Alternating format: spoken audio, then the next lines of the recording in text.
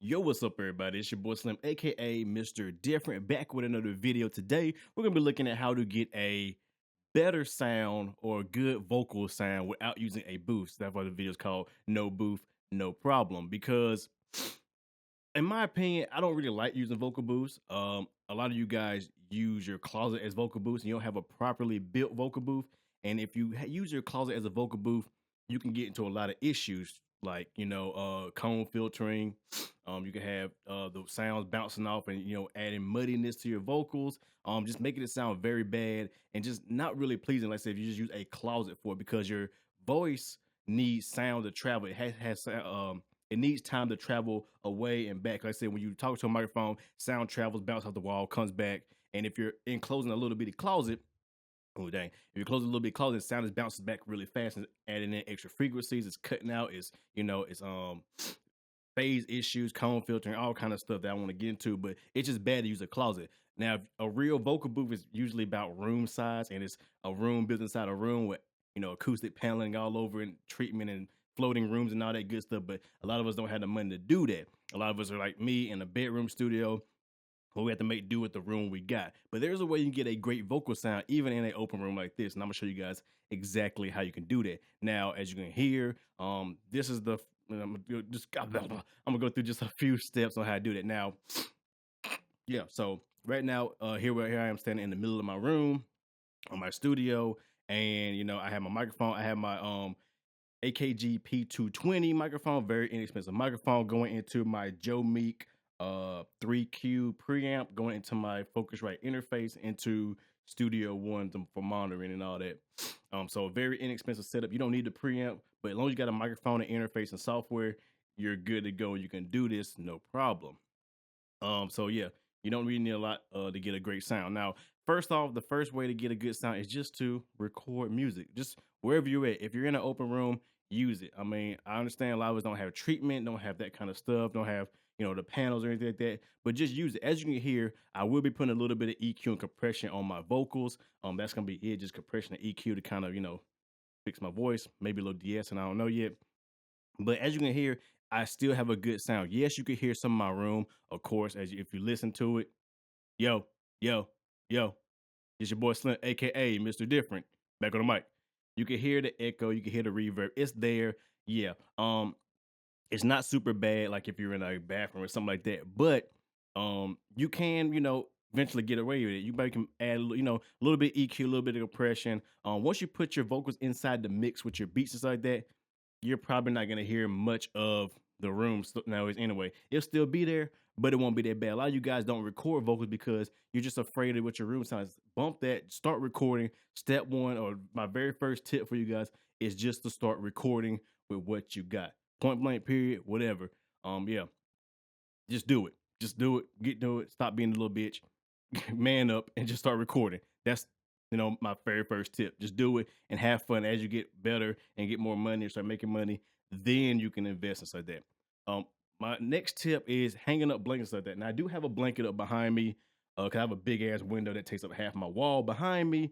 Weird house. So I got two blankets going over that. The wall in front of me is bare.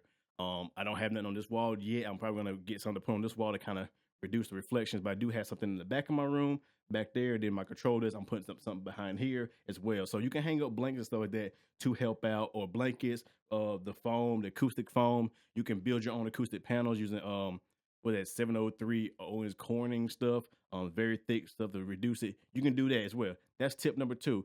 Just hang stuff up. Add desks, add chairs, add couches, add beds, whatever. Putting stuff in a room to break down the reflections will help out in the long run. And that's a lot of people tell you that you don't need the acoustic panels, just stuff in your room to break up sound. So when sound travels, it's gonna hit that stuff, break up, and take longer to travel back, or it's gonna bounce off and don't come directly to your microphone. Because like I said, sound travels, it's gonna go.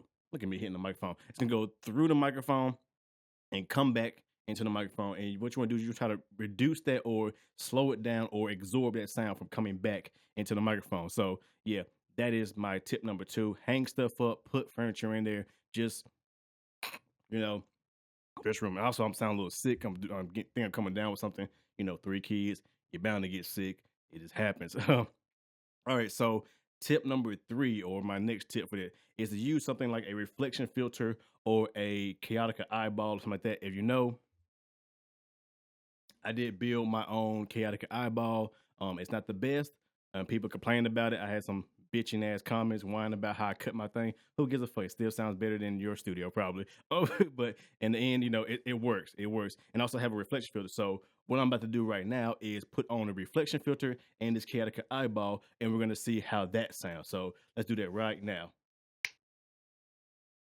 All right. So yes, here we go now with the reflection filter and the chaotic eyeball. Let me turn the mic volume up. Gonna turn the gain up just a little bit more.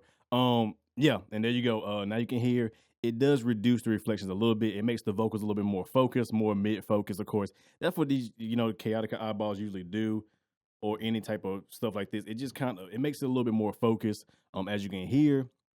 But it did reduce the reflections in my room. As you can hear, it's not really that much reflective than it was. It's actually less reflective than it was before. So, something as simple as this, like I said, this is a 2 combo though. One really won't do enough. I do think if you buy the real chaotic eyeball, which costs $200, by the way, which I just don't have $200 to spend on a piece of foam with a hole in it. You know what I'm saying? I don't have that. So I don't have that luxury. You can build one for about $8. You can just go on Amazon.com, buy one of these elephant foam balls, and boom, there you go. You have a chaotic eyeball right there. And it sounds pretty good in my opinion. Let me turn off the compressor built inside my preamp. Yeah, and it sounds pretty good. I mean, it definitely has a nice focus to it. It's not as reflective. And it works really good, as you can hear. It's great. I think it's very good. I like the tone it's getting. Like I said, sound is still gonna pass through, sound is still gonna go behind. It's not gonna be, it's drastically noticeable than the other one. So I do suggest, if you want to go this route, you can buy one of these big reflection filters. They start off at like $50, maybe cheaper if you get on Amazon, get a cheap Chinese made one. You get the more expensive ones, which go all the way up to like $300, $400, which is crazy, but to his own. And you can buy one of these chaotic eyeballs for $200, the real deal, or you can make one for about $8 and save you all that money, so you can buy other stuff. So yeah, I mean, you guys tell me what it sounds like. How you said test 1, 2, 3. This is your boy Slim, aka Mr. Different, talking into the my do-it-yourself DIY chaotic eyeball and my reflection filter, testing out these sounds. So yeah, as you can hear, sounds really good. I mean, it's getting closer to a proper booth sound technically. So I like the sound it's getting. Hope you guys like the sound it's getting. Yeah. So that was tip number 3. Now, tip number 4, which I think is the most simplest way to get a booth sound, is to use something like a blanket, a cover, something of that nature to put over yourself. And it's gonna look really goofy when I do it, but to put over yourself to actually, to record and stuff like that. So I'm about to do that in just a second. And it's very simple, because I know a lot of you guys got blankets. I hope you got sheets and stuff like that, blankets like that. Sleep on pissy mattress and shit like that. But hey, you know what it is. But just put a blanket. So I'm gonna do that right now. I'm gonna set up now to set up my blanket and stuff. But one thing I will be doing to help me out is I will be using another mic stand to actually raise up and then hang the blanket over the mic stand over me, so it's not like all over my head and bending and stuff. So I do got an extra mic stand I'm gonna raise up through here to help me out. So let's do that right now. All right, and here is the final tip. Now, you probably can't see me. I can't even tell I'm on the camera. Hopefully I don't look goofy, but as you can hear, I have a cover or a blanket over me. As you can see, very simple technique. I'm just gonna raise my mic stand up a little bit higher so the cover is not all in my goddamn face. It's killing me. There we go. And yeah, there you go. Now you can hear me inside of, let's say, the reflection filter inside of the chaotic eyeball, and now under a cover. As you can tell, this sounds really, really good. I can even go to say, if you're doing voiceover work or if you're doing some professional stuff, this could sound really good and get a very good sound to it.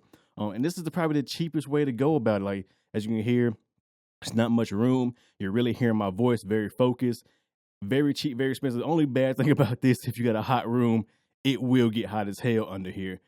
Crazy. I mean, it will burn you up. So hopefully you got, your room isn't that hot, or you live in a nice climate area of the map, hopefully. But like I said, this is very cheap. Even if you don't have the chaotic eyeball or the reflection filter, this can be the best option to get a good sound. You can just throw a cover on you, a very thick one, throw it over you, and boom, now you have a instant kind of booth. And it doesn't sound that bad. I mean, as you can hear, um, a lot of people do this. I mean, I've seen people, professional people who be in hotels and got to record on the go. They'll throw covers and blankets over this stuff in the hotels and record their voiceover because they got deadlines like that and they get great sound. Yeah, and like I said, since it's a blanket, some sound does seep through it, so it's not like you're not keeping all the sound inside of the blanket, and like I said, adding in bad resonant frequencies and cone filter and all that. Some sound will still seep out, but sound it take a long time for the sound to come back in. Since is how it works. So sound goes out, but then a little bit of sound go out, and a little bit of sound can't even get back in. So yeah, as you can hear, it sounds really good, and I like it. Testing, 1, 2, 3. Yo, it's your boy Slim, aka Mr. Different, back on the microphone once again, just to show you guys how this works. Yeah, so I am gonna take this off of me right now, and give my final thoughts on why you do crap like this. So yeah, let me get situated right now. Okay, now we're back once again. Even this right here sounds pretty damn good. Doing this right here, but yeah, that is basically, it right there for my tips on how you can get great sounds with no booth. I mean, there's the main thing about the video is not to say don't build a vocal booth or don't waste your time doing a vocal booth. It's basically saying that you can get great sounds with what you got in your home. Whether it be, makeshift stuff, foam, blankets, covers, or even just where your room sounds now. You can use whatever you want to get a great vocal sound. The main thing about the video is to say, don't be worried too much about it. Just go ahead and do it. Get out there, start making music, because the more you're worried about little details like that, the less music and the less, content you're creating for yourself. And if you're so busy worried about that, then you're really not gonna be making a whole lot. You're not gonna be doing a whole lot. You're not gonna be, creating the way you should. You're not gonna be, we're losing money. Using money. So don't lose money. So hope these guys help you out. Hope you guys see these ideas and you use them, and hopefully you guys will get some great sounds and get some great vocals and all that. Like I say, just not to turn anybody away from making a booth. If you're gonna do a booth, do it. Whatever. It's up to you. If it sounds good to you, it sounds good to you. That's the main thing. Fuck what I say. But anyway, hope you guys enjoy like always. Y'all know who it is. It is your boy Slim, aka Mr. Different. Not motivated by the money. Excuse me. But the like, comment, subscribe, and views. And I do appreciate you guys for watching this video. Hope you guys learned something. Leave comments below. What do you use? Do you use a closet booth? Do you use the stuff I'm using? Have you ever tried it? Are you going to try it? Let me know. I want to talk to you guys about it and discuss in the comments below. So with that being said, hope you guys enjoy, and I'll see you guys in the next video. Have a good one, everybody.